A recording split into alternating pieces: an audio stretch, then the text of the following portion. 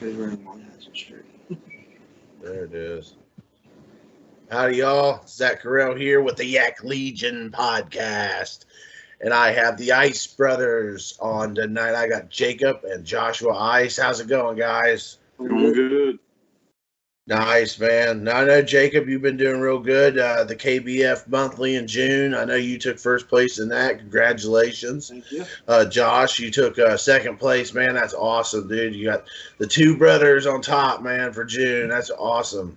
Yeah, Keep up the good work, man.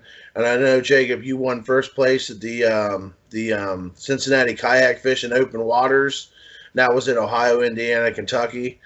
That a strictly sail tournament, dude. That was pretty cool. You pulled in the win for that, man. Yeah, it was crazy. It was. I didn't have much hope. As of like 9:30 in the morning, I was like pretty much not driving to Cincinnati, and it was crazy. I pulled up on the dam and I had two back-to-back casts. One was an 18-incher, the other one was 22 and a half. Wow. And it was crazy. Both on a black Cinco, Texas rig, weightless, and it was insane. It was awesome. Yeah, it was a good day. I was like, well, I'm driving to Cincinnati. Yeah. Nice, man. Definitely.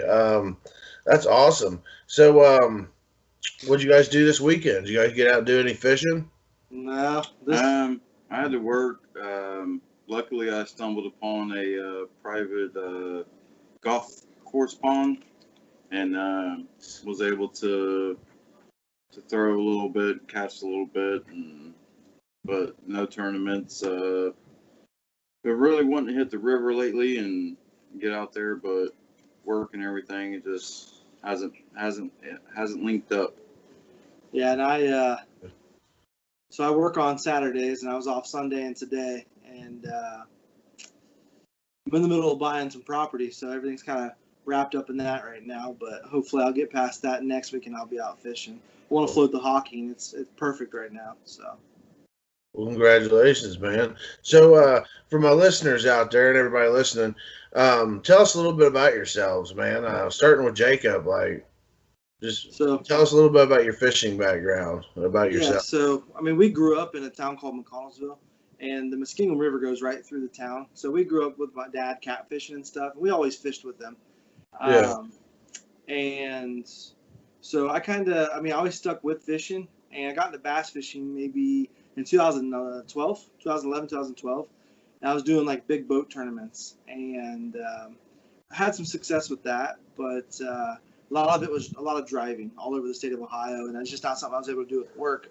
And then I found a bunch of Jeff Little videos on YouTube, and I was hooked. And I was doing a bunch of river fishing, so I was like, I got to buy a kayak. And bought a kayak in 2012, and I've been kayak fishing ever since. We got a lot of really nice lakes here in Central Ohio. We have all the Rush Creek upper watershed lakes. We have all the upper Hocking watershed lakes. And so that's pretty much how I got started into kayak fishing, was watching those Jeff Little videos and then trying to go out and catch smallmouth in the winter, like on a kayak. It was crazy. But yeah, that's pretty much how I kind of got into it, was watching YouTube, seeing his stuff, and being like, I was always fishing from the bank and getting frustrated. And then I saw his videos and he was on a kayak, and I'm like, why did I not think of that? Like a kayak. And so I found one used on Craigslist. It was a Future Beach 144. This thing, it was too small for me. It was ridiculous. And I was floating the Hocking River, and I just fell in love with it. And I haven't turned back on kayak fishing. I think it's just the best thing ever. It's the easiest and best way to get out there for people. Now I have a bona fide. I've had new canoes and stuff like that, but anyone can do it. So that's why I've always kind of stuck with it, and I really enjoy it. So. Oh, I agree with you 100%, man. I love kayaking. I love the sports. Yeah. What about you, Josh? Honestly, it started just wanting to be out there with my brother. Just spending time with him, getting away from work.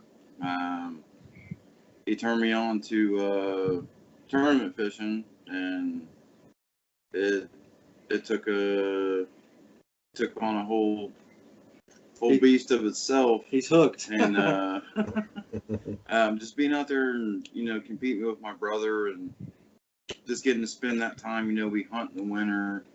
We've always fished during the spring, summer, fall. Just getting out there and just, being out there with them, it drove me to up my game. He catches a 20, I want to catch a 22. Yeah. He catches a 5-pounder, I want to catch a 7-pounder. It's just a good relationship between us that keeps me going out. Yeah, we kind of hold each other accountable. It's nice because with work, and he's got 3 kids, and I don't have any kids, thankfully, because I'm not a sucker. But it's one of those things where it holds us accountable. We're always reaching out to each other, and I think it keeps us close together. We use the word brotherhood in kayak fishing, but genuinely we have a brotherhood, and that's what got him into it, was wanting to spend time with me, and it's awesome. We love it. Oh, it's great, man. You get to spend time together, family time, enjoying doing what you love. I love to fish and hunt and do all that stuff too, man. It's a lot of fun. What was your first kayak, Josh? It was actually a Pelican sit-in. I think I paid $199 for it from Dick's. Yeah. I think I got it initially for duck hunting. Yeah. It was for duck hunting first. It was. It had 2 flush mount rod hold, and I named it Up In You. Yeah, it was. That's the funniest name for a sit-in kayak, Up In You. And then you got I had a Perception Striker that I ended up selling him. Yeah. And that's the one that really did him in. Once he sat on top of a kayak and not in a kayak, it was it. Yeah, I bought all his hand-me-downs. The last one, the new canoe, Pursuit. I bought that, and then he bought his Bonafide. And I said, screw it, not buying no more hand-me-downs. I went out and bought a Bonafide, and love it. Absolutely love it. That's make awesome. A better kayak, yeah. Well, my first kayak was a Perception Striker, and like the first 3 years of kayak fishing, that's what I was on. Yeah. And I was on the lakes, the rivers, everything. That kayak handled everything pretty well. Yeah, it does. My biggest complaint was my butt kind of goes numb after a couple hours, and you get sore, and you got to get out of that thing every few hours. Yeah, that's when I first started looking for kayaks. Everything had that like 300-pound weight capacity. The Striker had a 500-pound weight capacity, and I'm like, I'm not letting that stop me. I'm getting a kayak, so that's what I bought, and I love that kayak. It's one of those things where a lot of people, like, I've had a couple kayaks that are definitely nicer since then, but I oftentimes think about that kayak, and I love fishing it. Like, I really enjoyed that kayak, believe it or not. It's great for a starting kayak for a bigger guy. Yeah.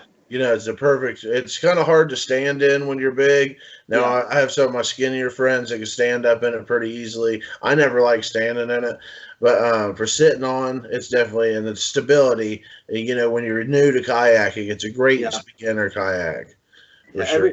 Every time I'd stand up in it, I only stand to go to the bathroom in the kayak. I sit down the whole time. And every time I'd stand up in that one, I'd pee down my leg a little. I never could get the stability right on that thing. And it's like, well, I hope that dries quickly, But I just bring Gatorade bottles. That's awesome, man. Well, I like you guys' story, man. You guys' relationship makes for a dynamite team. And obviously, that dynamite team, man, you got it done in June, the KBF Monthly, man. Let's get into that. Like, what was your mindset going into that month, man? I mean, like, what did you guys plan all this? I mean, did you guys have a lot of trips planned out that you guys were trying to win? Yeah. Honestly, it was a storyline joke. He'll take first, I'll take second. That's what we said day one, just as a joke. Day one. And he rose to the leaderboard quick. I mean, just out of the gate. And I think second weekend in, I was in like 27th. Went out and just had a monstrous day. Caught a couple 20s. Caught a 21 that I celebrated like no other. He was screaming like a baby. And then just stuck with it instead of just going home after work. I'd leave my kayak strapped to my truck and just, go hit my spots. And if it wasn't for that, I wouldn't have been in second. I had my two smallest fish were 17 and 3/4 and 17 and 1/4, and I felt that was going to cost me second. And so I just kept going out and going out and going out.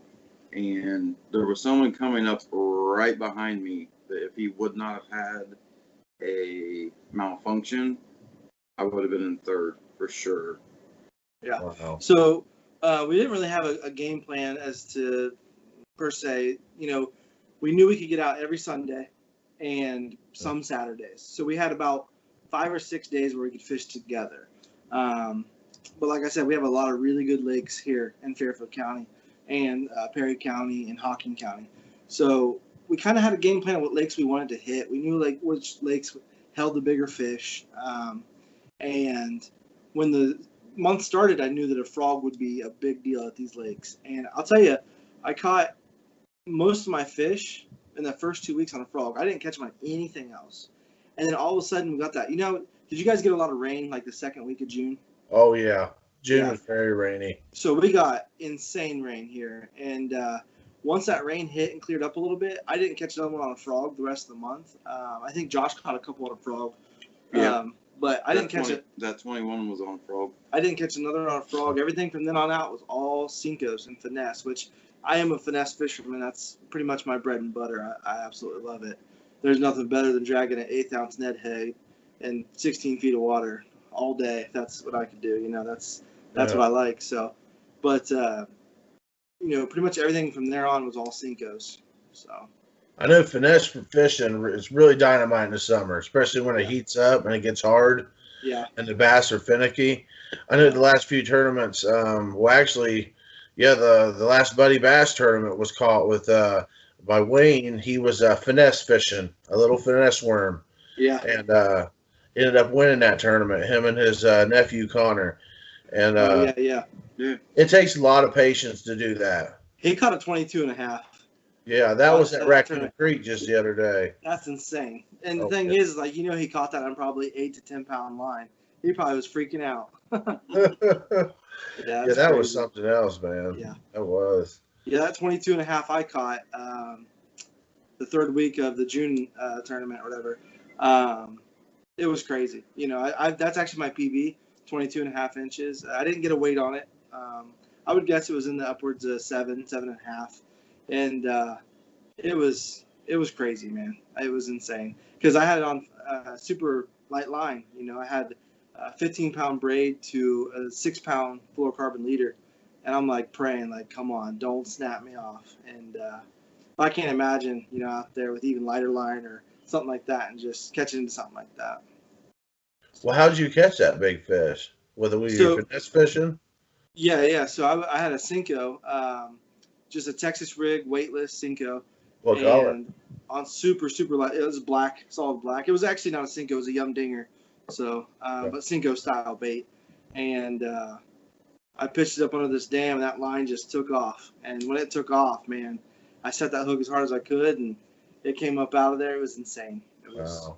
Was it off the bank? Was it off the dam, or sort of deeper water? Yeah, it was off the dam. Which this lake that we were fishing, the dam is kind of the deepest part of the lake. It is super deep. It's a lot of grass. And right by the dam, it's probably 8 to 10 feet deep. And that's probably the deepest part of the whole lake. Oh, wow. Yeah. That's awesome. How about you, Josh? What did you catch most of your fish on?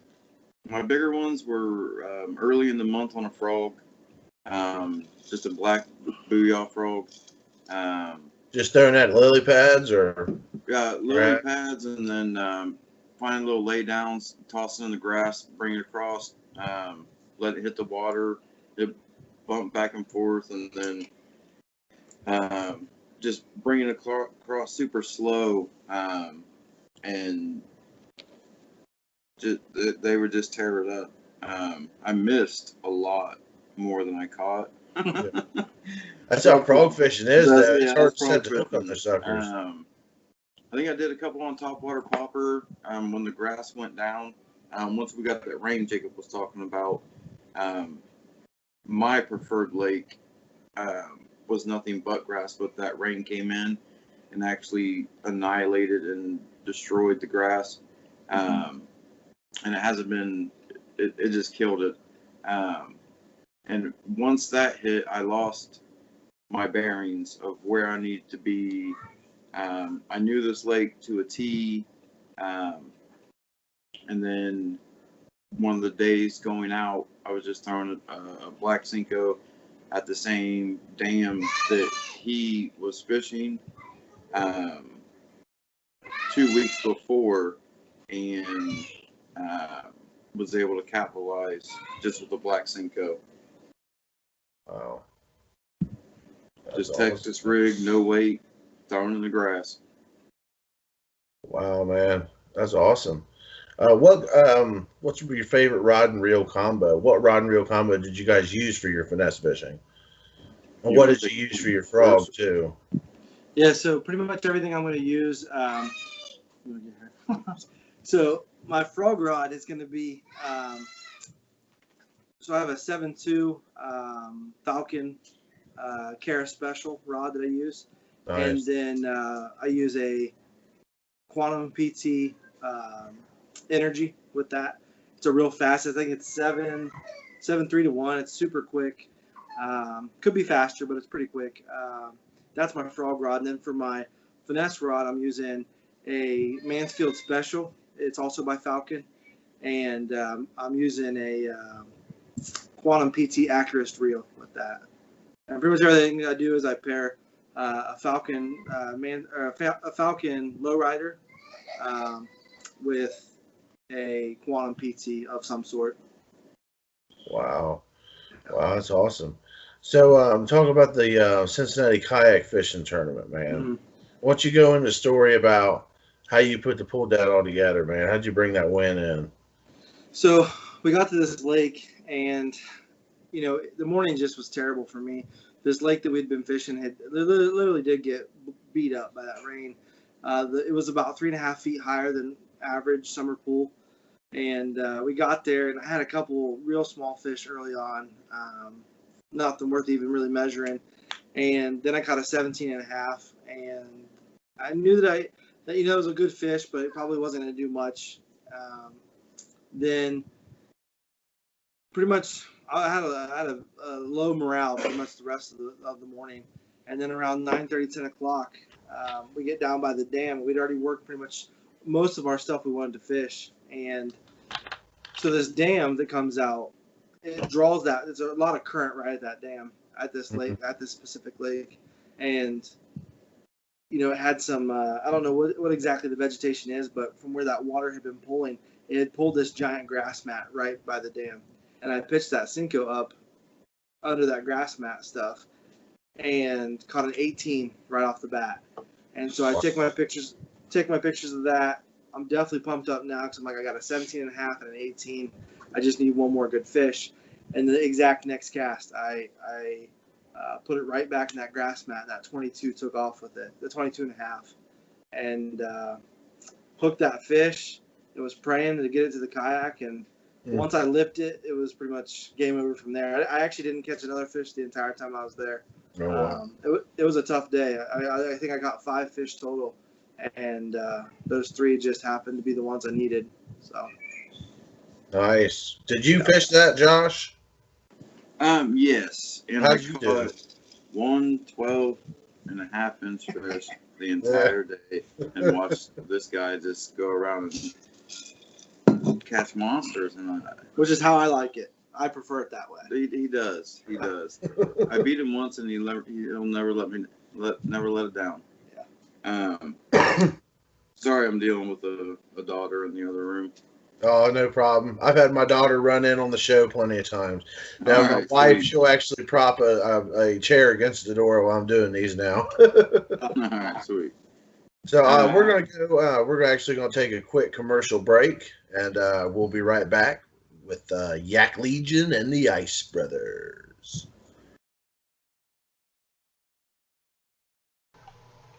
And here's a word about our new sponsors. Venom Lures in Lancaster, Ohio. Venom Lures is known for their great soft plastics and terminal tackle. They have been providing quality products from right here in Ohio since 1984. Mr. Dustin Carnes is the new owner and inventor of the DK rig. It's a weedless version of the Ned rig that's taken the fishing world by storm. You can check them out at venomlures.com. Our next sponsor is Strictly Sail. Strictly Sail is located on Kenwood Road in Blue Ash, Ohio. They sell Hobies, New Canoe, Feel Free, and Three Waters Johnny Boat. They have been providing high-quality service to fishermen and watercraft enthusiasts since 1978. Reach out to Brian Tacey at 513-984-1907 or check them out at strictlysailinc.com. All right, we're back. Heck yeah, man. That's very, very impressive, man. You guys' relationship and how you performed in these tournaments, man. Congratulations again, and that's awesome. That's something I need to work on myself is finesse fishing, and I get too impatient, especially hard at the second half of the tournament. You know, when you've had a day where you hadn't caught a lot of fish, and the time's running out, and you start to speed up a little bit. And you just got to remember, man, to keep it slow, keep it rolling, man. I got a lot of respect for finesse fishermen because you guys have patience. Yeah. Yeah, for me, what I always tell myself is if I catch a fish before 9:30, that's a bonus fish. And I kind of set those goals for myself so that I can keep myself moving slow. Something else that helps is when I use a fish finder, I'll actually tape over the clock. Because if I'm looking at that clock, I'm constantly like making myself want to move faster. So I'll take a piece of like electrical tape and just tape over that number just so I can't see that. But yeah, it is tough some days to really just stop and just fish an area because you know there's fish. And sometimes it bites you. You know, I fished the Central Ohio Kayak Fishing League last year, and that I learned a lot because it's every Wednesday night, and I learned a lot about finesse fishing Hoover, and fishing Griggs because those lakes get hit so hard anyways. And it was nice to be out there every week just practicing. You know, it was great. Yeah, a lot of times I find it hard to fish slow because I got this guy next to me, you know, pulling in fish, and it gets frustrating sometimes. I'm watching his speed, I'm checking my speed, and I'm like, there's no difference. I'm like, well, what am I doing? What am I doing? And so I just try to fish slower. Just fish slower. Just tick, tick, tick, bump, bump. And, you know, it's worked out, and I've learned a lot. Everything I know about fishing is from him. So he was a fisherman first. So who's older? Josh was older. I'm older. By a lot. 5 years. So you're the baby brother. He's got into it and stuck with it. Yeah. And we've always been in and out of fishing, but I got into the competitive bass fishing about 4 years earlier. And he's just now starting to really get into it. Yeah, this is my first year. I've only got 3 tournaments in. And I want to continue to do it and grow and, you know, hopefully get a first place win maybe next year. If not, you know, I'm happy with, you know, landing in the top 10 spot or just finishing in the top 10 because there's so many great anglers that I'm competing against that are just amazing anglers. And, you know, some are responsible, some are sponsored, some aren't.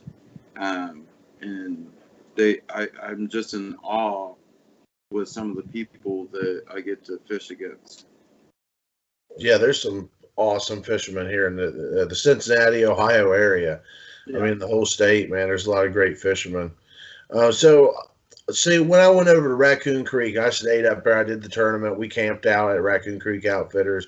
I brought my buddy Jason, and he had never fished a kayak tournament before.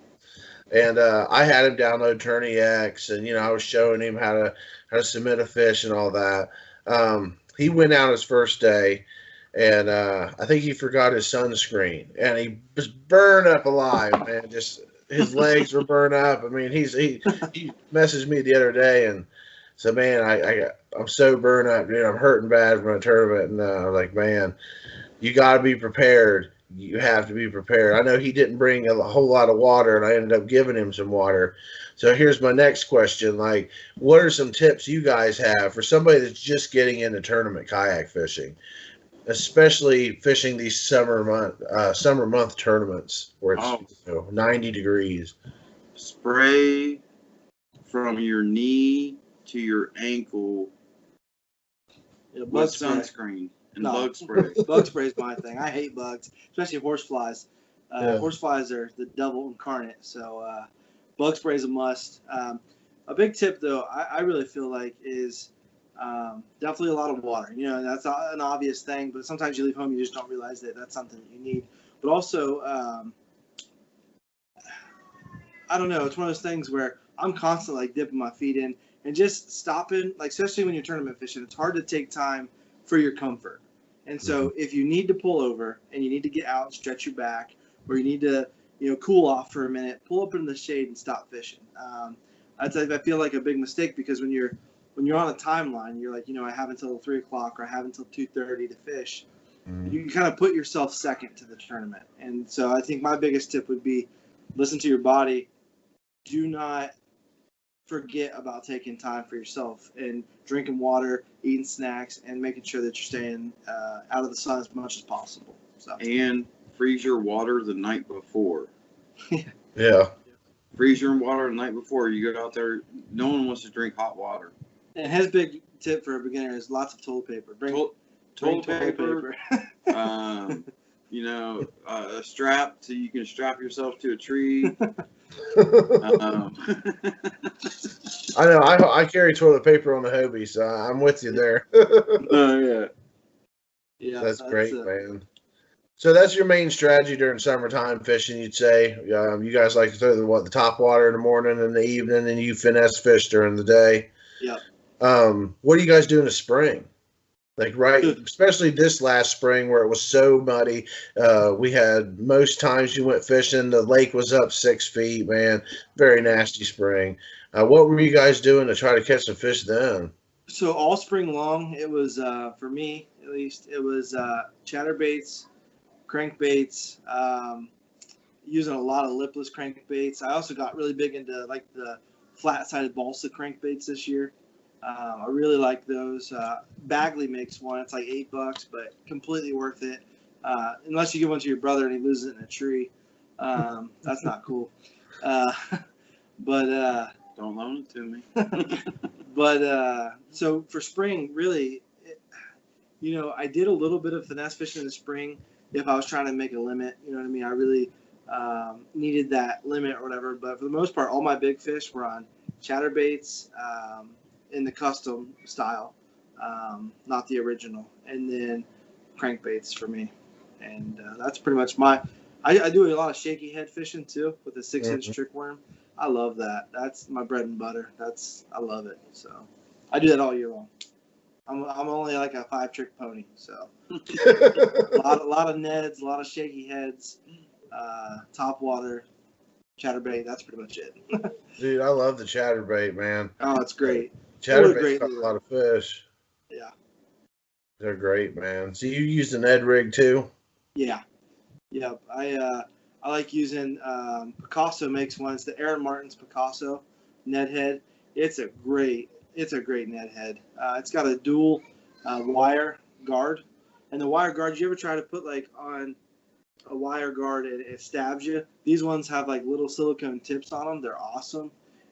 So I use the Picasso brand by Aaron Martin's, and then I also really like the Lifted Jigs. Has like a kind of like a Texas rig Ned head. I don't use it a lot. If I'm gonna Ned head something, I'll do like a VMC rugby jig. Like if I'm gonna do like a Texas rig style finesse bait. So that's awesome. Yeah, Ned heads all the way. Oh, great. So what's your strategy going to be coming into the fall, here in a month or so, when that transitions over into the fall bass behavior? Do you guys fish the fall quite a bit, or? Yeah, Yeah. yeah, we do a lot of river fishing in the fall, and so I kind of get out of the lakes. I don't do a lot of largemouth fishing in the fall just because I don't enjoy it as much. I definitely enjoy river fishing way more than lake fishing, but I fish a lot of flukes. I love fishing a fluke in the fall, swim jigs, and I'll throw a chatterbait if the water's muddy in the fall. But swim baits, flukes, swim jigs, stuff like that. Pretty much what I do. Pretty much all fall long. I will if it's like super warm or get a stretch of warm days. I'll drag a football jig, but that's pretty much it. Wow. So, what do you think your all-time favorite time of the year to fish is? Do you like? I hate summer. I hate summer so bad. But you like to finesse fish. I figure summer would be the perfect time for you. It is. But honestly, I find myself finesse fishing a lot of the year, throughout the year, and I will go up to the bank and I'll beat the bank with stuff in the spring. Spring's probably my favorite. Yeah. The only thing I don't like about spring is the inconsistent weather. I hate rising water conditions. I've never been good at fishing that. Yeah. And then the rivers are blown out in the spring. But if I'm largemouth fishing, spring's my favorite. I love that pre-spawn, aggressive bite. You're going out and catching 10, 15, 20 fish a day. Summer's nice, but June's pretty much where I cut off the largemouth fishing and switch over to smallmouth. I love fishing rivers in the summer and the fall. Oh, it's beautiful. I love the river time in the summer, Yeah. especially in the fall when the leaves start to change. You're like wading down the river, just floating down the river, and the beautiful. Yeah. Oh, it's great, man. Have you ever floated the Hocking River? No, I haven't. Oh man, you're missing out. It's a beauty. It's it's not the the smallmouth quality isn't the best. I mean, you can catch 16s and 17s. I've caught a couple 18s on the Hocking. I have buddies that caught much bigger, but you can go out and catch numbers. 30, 40 fish is not unheard of on a 6-hour float. So did you guys do the KBF monthly this month? No, I took the month off just because Yeah. I'm in the middle of purchasing land, and so I took the month of July off just to kind of focus on that. We are going to fish. I think we're going to fish August or September together, though. Yeah,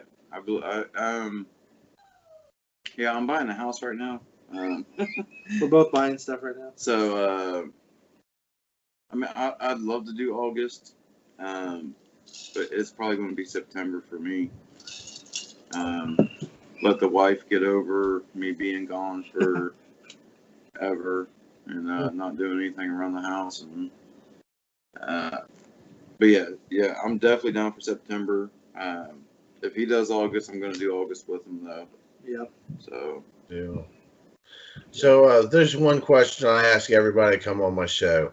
What's your guys' and since you guys come on together, share a story. Share a crazy or funny story of you guys together fishing. Oh man, I don't even know where to start. My favorite is this dude. He's like, I gotta go, and I'm like, okay, I know what that means. He's gotta go to the bathroom. We're at a place in Lancaster. It's real hilly, and he pulls his kayak over, and I see him kind of like darting off into the woods, and he just disappears all of a sudden. And he comes back, and he's like, dude, I slipped and fell and pooped my pants. He's like, I need you to haul my kayak back to the ramp. And so I have photos of it, too, of me hauling his kayak back. That's one of my favorites because, like, imagining him slip. He bullied me a lot when we were kids. Imagine him slip and fall while pooping himself it makes my heart happy. hey, there was a lot of dew in the grass. I probably tied on way too many the night before. I was sitting in a kayak, not on a kayak. It was great. So I'm running, and then I didn't see the descent of the hill and just slip. Feet go out, land on my backside, and it just went sideways real quick. So that's my favorite. We've had a lot though. I mean, Oh man, we have stories upon stories of just. yeah. I don't know. There's a lot. It's hard to really pinpoint that. If I had to really think about it, I mean, that's the first one that always comes to my head, just because it's hilarious. But other than that, you know, it seems like a lot of the stories revolve around him pooping or something. I don't know. One of mine that have to directly deal with fish is him pulling that 22.5 out. Oh yeah. It's hard to get me excited, you know, and I was freaking out. So. And I've never heard my name in that high of pitch, and I'm across the lake, and had to paddle so fast to get to him. Yeah. And he looks directly at me and says, "If I would have used my net, I would have lost this fish." Yeah. And the look on his face, because he nets them. He likes to use a net.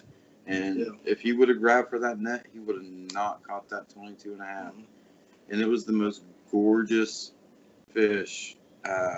Just the plating on its gills, and it was definitely an old fish. It was awesome. Yeah, I mean, you could tell that fish has seen some things, and for him to be able to land it with the gear he was using, that's probably my favorite non-funny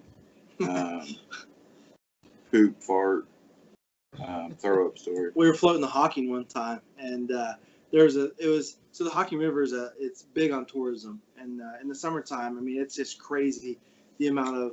That's my next best one. It's crazy the amount of tourists that are on there, and we're floating down it, and there's a good-looking girl on the left side of the bank, and more than good-looking, but yeah, she's not wearing much, you know, and he goes through this like run, so the river comes and it runs together, and he goes through just no problem, and me, I get caught up looking, you know, kind of like mouth open, like, oh my goodness, and sure enough, didn't see it. There's a log right there. He just smacked right in front of this gorgeous chick, and just stuck. I got stuck up on this log, and you know, my kayak's like this. I cannot get off this kayak, and I'm about to lose all my gear. There's probably 30 or 40 people there watching me trying to get unstuck. Oh, and man. So in front of the, I was like trying to be smooth, you know, and just paddle through, cool. And hey, baby. Next thing you know, I'm pendulating. It was embarrassing for sure. Oh man. Yeah, that was that is one. I was like freaking out. I'm like, dude, you gotta come get my stuff. I'm about to flip. You know, like it sucked. So, but yeah, we have a lot of fun. A situation where I've run up on a stump and you're just like teeter totter and you're like, oh man. Yeah. Kind of have to jump, like scoot back a little bit in your kayak to get off of it sometimes. That's crazy, man. That's funny. Yeah. What the hardest part is that current's hitting you. Oh yeah. And it's like the water's deep, and so I'm trying to get off it. It sucked for sure. Oh wow. So one final thing. This is a game I like to play with everybody who comes on here. It's a scenario game. All right, I'll give you guys 3 different fishing scenarios, and you're going to tell me how you're going to go about fishing it. Right? The scenario number 1: you get to a new lake. You've never been to this lake before. It's 6 o'clock in the morning. It's in the middle of July. You have no fish finder, so you don't know what the temperature is. You don't know what any of that information is. It's foggy. When you first get there in the morning, it's foggy and you can't really see the other parts of the lake. It's also, there's not a lot of structure on the shoreline. There's sporadic structure. There's a tree down every once in a while, but a lot of the shorelines are bare. The lake is not that deep. Maybe the channel going through the lake is probably 10, 15 feet at its deepest, with most of the lake being 4 to 6 feet. So how would you go about fishing this lake? Well, I would do my best. I would look around, try to see if I can't find any rock. I'm a big rock guy, so that's how I'd start. And then I would just start throwing a flipping jig and moving as fast as I could until I find an area that I like. I guess if it's July, you know, maybe try to, if there's no map, maybe try to find where that channel is. Just kind of find like real sharp points and fishing points. But yeah, that's a hard scenario, because probably just throw a flipping jig and move real fast until I found something I liked, and then slow down and maybe work a point for a while with like a Ned or something like that. Gotcha. Yeah. So try to find the fish. That's what your fish seeker is, right? Is your flipping jig? Yeah. If I don't know the area, I'll work around with that flipping jig. Maybe a crankbait, but not this time of year normally. Until I find something I like, and then I'll slow down. And then I'll drag a football jig or a Ned or a shaky head. Oh wow. What about you, Josh? I go square bill, shad color, Shakespeare, 2 to 4. Throw it around the trees. Try to find some rock. Try to find that channel, like he said, where you got cool water running in. And probably shaky head. Just stay on the bottom. It depends on temperature. I also like finding a creek. I like fishing the creeks. Like in the summertime, I love going up and like if a finger on a lake has water coming in, I love fishing those backs of those fingers. Yeah. A lot of times the fish are smaller in those areas, but if you're talking about just rounding out a limit or just going fun fishing, I like creeks, or like where we're at, we have a lot of creeks that come into lakes. Well, I like fishing those too. Well, I like current pretty much is what I try to find. Where are the big bass this time of year? You mentioned the little guys were in the creek. It seems like I fished one of them fingers that snowed in over the weekend, and it was that's where I caught my little ones. Yeah, and that's what I'm saying. That's where I find a lot of small ones, is in the creeks or in those fingers like that. To me, obviously, a lot of people know, offshore stuff in the summertime, getting that cooler water. When we fished a Central Ohio Kayak Fishing League last 2 Saturdays ago at Rush Creek, and everything I was catching on, all the bigger ones I caught were on points about 15 feet off the bank. The depth was probably, I don't know the exact depth because I didn't have my depth finder that day. Yeah, they weren't super deep though. But it didn't seem like. Points are definitely this time of year for me in the morning. Wow, that's good information, man. Yeah. So my next one, right? You guys are going down the Hawk, say, a real shallow river. All right. And it's the middle of summer, so you got all the liveries are doing all their thing where they're running people down. You got people going down the river drinking. You probably got times where there's 30 or 40 people going past you on the water. All right. It's in the middle of July like it is now. It's hot. The river's been down where we hadn't gotten a lot of rain in the last few weeks. So some points of this river, you're going to have to pull your kayak up and probably drag it. Yeah. How would you go about dissecting this river on such a busy day? That's we've been there so many times. Yeah, we have fished that a lot. That same exact scenario you're talking about. What we like to do, and Josh is, he likes it a little bit more than I do. But on the Hawking, we have a lot of areas where it goes wide to thin real fast, and that current's real fast. But on the backside of that, it'll swell around, and create these two big eddies on both sides. And the thing is, when those pleasure boaters are coming down and they hit that channel, that thinned out spot, it pushes them past real fast. And so a lot of times, I'm thinking of a specific spot on the Hawking. You can pull up in there and catch 7-8 fish, no problem. And even if people are passing, they're going by real quick. Because the big problem with those pleasure boaters is they're constantly want to talk to you. What are you catching them on? Are you going to eat them? Yeah. Or they're even fishing here. yeah, we get that a lot. Are there fishing here? Which is kind of weird. But they don't understand that bass or smallmouth bass like live in there. Like they think it's I don't know what they think. I don't know. Yeah, what kind of it's fish? There's fishing here. Yeah, but so that's what he really likes to do. For me, I love when the current's coming fast into a wall. So there's a lot of S curves on the hawking. It's a lot of back and forth. I love fishing that big current wall. It's real cold in comparison because it's really shaded because you'll have a current wall that's 16 feet high, so it doesn't even get sun in the morning time. Now water's cooler, and the good thing about those spots is those pleasure boaters really they don't stay in the area very well, because that water's moving. Sandbars. There's nothing. That water's moving super fast, and so it pushes them right through. So for me, I like finding areas where they can't hang out, the pleasure boaters, and then breaking down an area. As long as it's deep in the summer on the hawking, I always do pretty well with that. And to stay away from sandbars and any of those eddies that are moving fast, we really like too. Nice. Is there anything you want to add on that, Josh, or is that pretty much what you do too? No, just staying away from sandbars. And good-looking women. And good-looking women. Yeah, that's gonna get you in trouble. For this guy.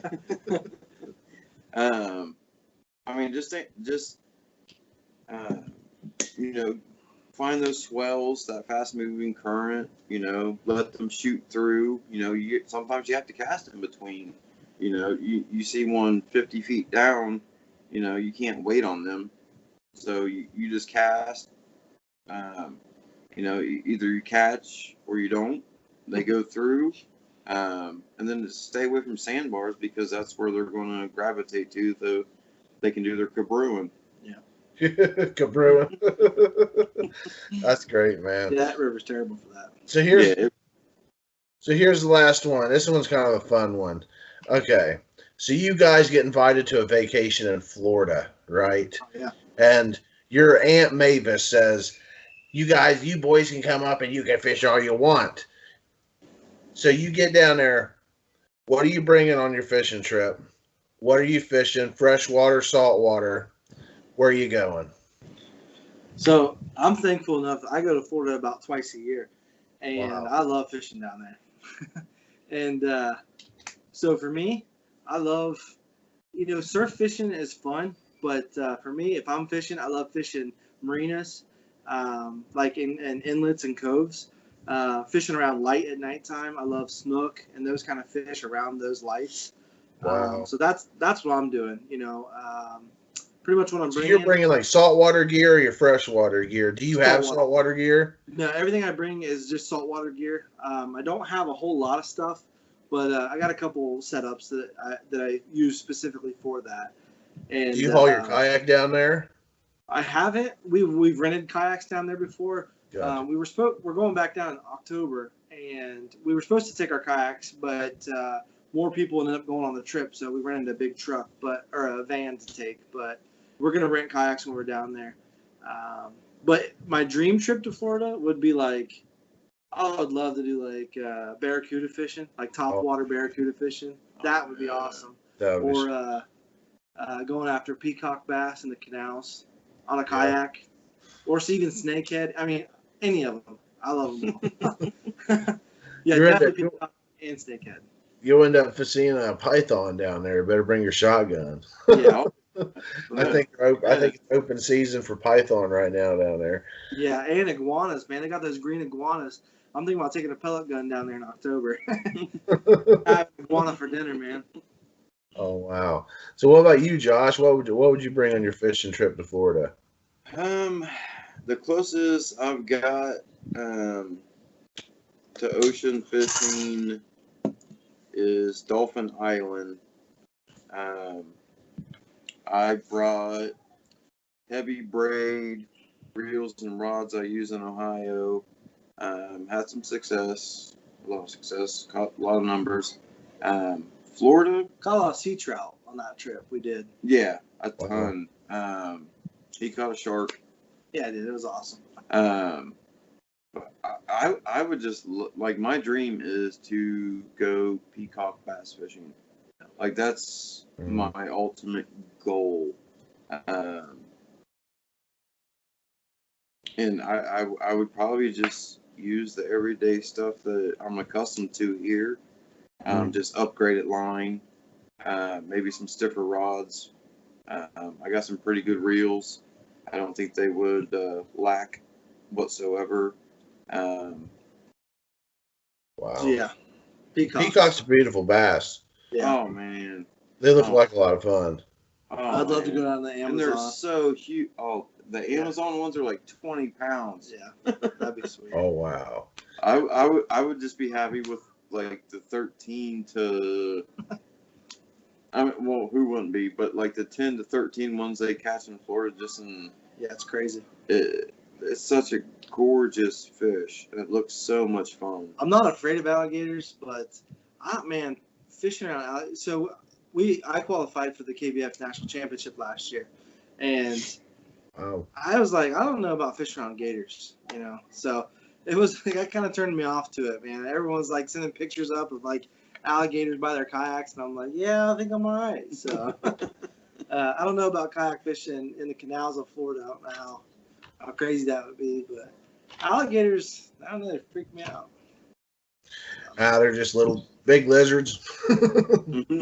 You know what I think would be awesome to catch is Nile perch. Oh yeah. I mean, you basically fish with them like a bass. Obviously, you got heavy duty gear. I've seen Jeremy Wade going after one. Teeth before. like that big, they're crazy.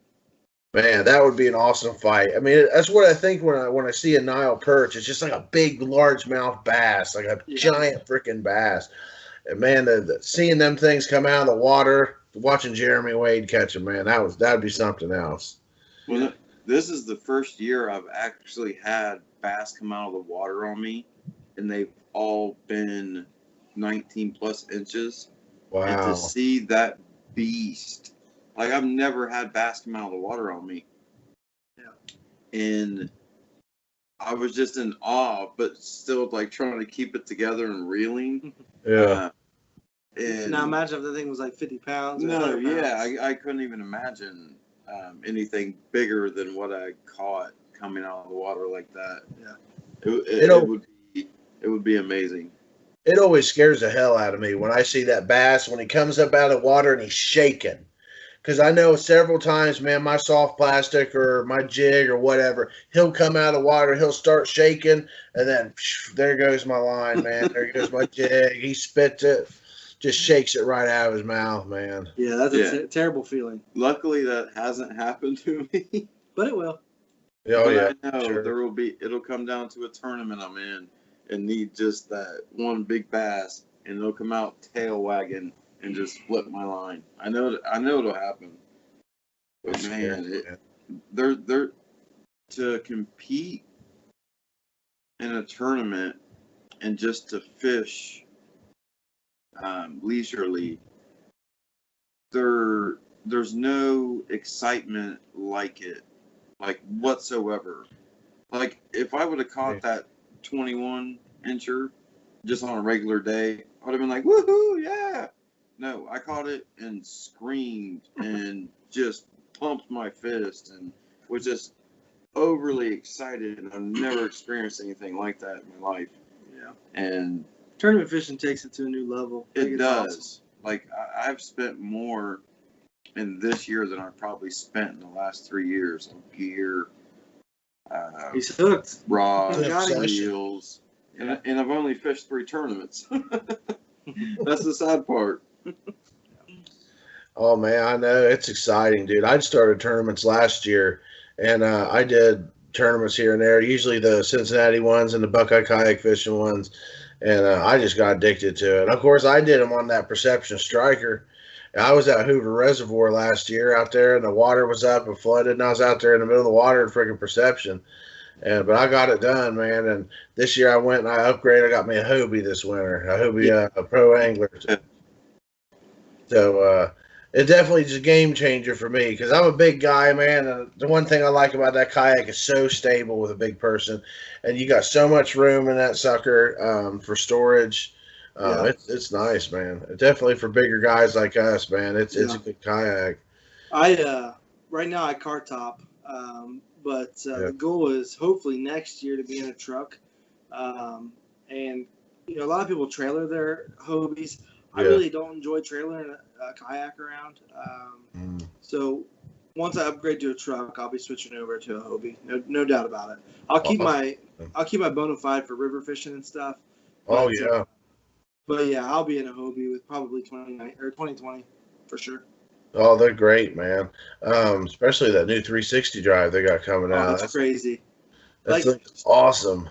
so what I wonder about with that 360 drive is, so you know how it kind of folds up if you hit anything hard from the Yeah. front. I wonder is if you hit, so because you can go sideways with it. I wonder what happens if you hit something going sideways, if it will affect the stability of it, like with, because when you hit something from the front, it kind of would like send you off, I'd imagine. But now it actually folds up. I want to see what happens when you hit it from the side and see if that's going to be a big issue. Either way, it's amazing. Like, I saw videos of it, was blown away. Like, that's genius. To be able to go sideways in a kayak, it's crazy. That's awesome. You can parallel park now. For you real. on the boat dock, just parallel park. Weep, weep, weep. Yeah. That's awesome, man. For sure. Well, I think we're out of time for tonight, man. I appreciate you guys coming on, dude. It's so awesome, man. Congratulations on your win and all the, the high places you've made. And you guys really gotten a lot of attention lately and catching some nice fish, man. And hopefully I get you on the show again. And hopefully I see you winning more tournaments, guys. Both of you. Hopefully next time this is 1 and this is 2. Ain't gonna happen. Yeah. Ain't gonna happen. That's the attitude, man. I love that.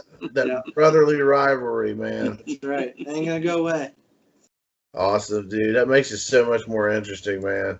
Yeah. Well, thanks again, guys. Thank you. I appreciate you coming on.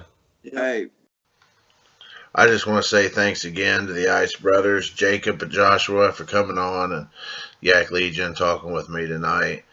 It was a really big pleasure of mine. I've been following these guys on social media for a while and been really impressed with what they're doing. And I really like the relationship between the two brothers, and I think they make a dynamite fishing team. So I know this past weekend I went to the Raccoon Creek Outfitters Puddle Jumper Tournament. That's a part of the Buckeye Kayak Fishing Trail.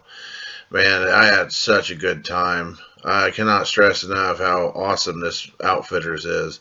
They had a nice campground. They were very courteous. They had meals cooked for us.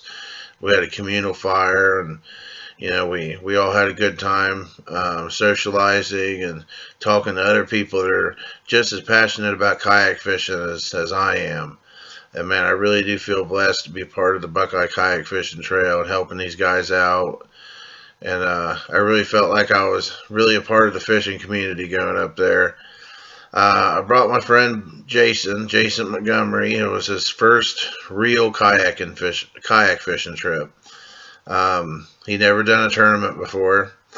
So I packed up my Perception Striker, and I had my Hobie in the trailer behind my Jeep. And I had the Perception Striker on the roof, and I made the trip down there to Raccoon Creek Outfitters, and we got there, and he met me out there, and we ended up camping out there Friday night and enjoyed ourselves. And then Saturday morning we got up and we were on the water about 6 o'clock, and he had never done a long tournament like that. I think it was 8 hours we were out on the water, and he definitely was unprepared, didn't bring enough water, needed sunscreen and stuff, which I helped him out with that. But I can't stress that enough. I'm wanting to do an episode in the future just solely based around trying to get new people into kayak fishing and really how to prepare yourself for these tournaments, especially a tournament in July when it was 90 degrees, the sun's beating down on you. It's a health risk. It's dangerous. You can get dehydrated. You can get dizzy. You can go unconscious and fall in the water, and all kinds of terrible things can happen. So especially when it's hot out like that, definitely get off the water. Every once in a while, just get off the water, get in some shade, stretch your legs, get you plenty to drink. Make sure you bring sunscreen and bug spray. It's very important. So anyway, we had a good time. We caught some dinks and nothing really too impressive. I couldn't find a fish to score to save my life. I know some other guys, they were doing pretty good, but I think it's like only 25 people out of 60 actually caught fish. So congratulations to those guys that figured out the bite. These are some tough fishermen that get out there and they really put in the time on the water, and you can see the outcome, man. It's amazing. Good job. Um, Congrats to Matt Davis for winning. That's awesome, man. I know you pulled a win off the river, and that's very impressive. I think you were on the northern end of Raccoon Creek. Um, that's awesome, dude. Congratulations. And congratulations to everybody else that finished top and got big fish. So I know we got East Harbor coming up. I think everybody's getting excited for it. The next event is the Buckeye Kayak Fishing Trail / Michigan, Ohio, East / West Harbor KBF event. That's on July 27th. Now, guys, this is a KBF event. You sign up through KBF on Tourney X. The Buckeye Trail is hosting the event, but KBF runs the event and judges the fish. You must be a KBF member to fish this event. All event details can be found here at on the Buckeye Kayak Fishing Trail Facebook page. They got a link on their main page. You can get on there and see it, and you can also look it up through Tourney X. You can look it up at kbf.com and find out all kinds of information about it. But well, anyway, we had a couple new sponsors and Venom Lures, Strictly Sail coming on board. I really appreciate you guys' help and the support. I know Brian gave me a Visipole, Yak Attack Visipole with a flag. It's a flag pole for your kayak. Man, this thing's really nice. I'm doing a giveaway for it on our Instagram page. There's actually 2 chances to win. You can go to Facebook and you can get a chance to Facebook and you can get a chance to Instagram. You get 2 chances to win by following the instructions on the Facebook post or the Instagram post. So definitely check it out, guys, and get yourself a nice piece of Yak Attack gear to add to your collection if you don't already have some, if you don't already have one of those. But I think it's pretty cool, and it's awful nice of Brian to help out with the giveaway and to kind of celebrate getting 1,000 views, man. I'm happy. We're actually at 1.3K now and growing. So I appreciate everybody listening. Thank you, guys. Definitely a lot more content to come. I'm excited to announce in the future that we're gonna keep going strong, and I'm gonna keep putting out podcasts every week. And so here's to the future. Here's to the 10,000 plays is my next goal, and I'm going to try to make that in the next year, maybe 6 months will be my goal for 6 months, is reach 10,000 plays.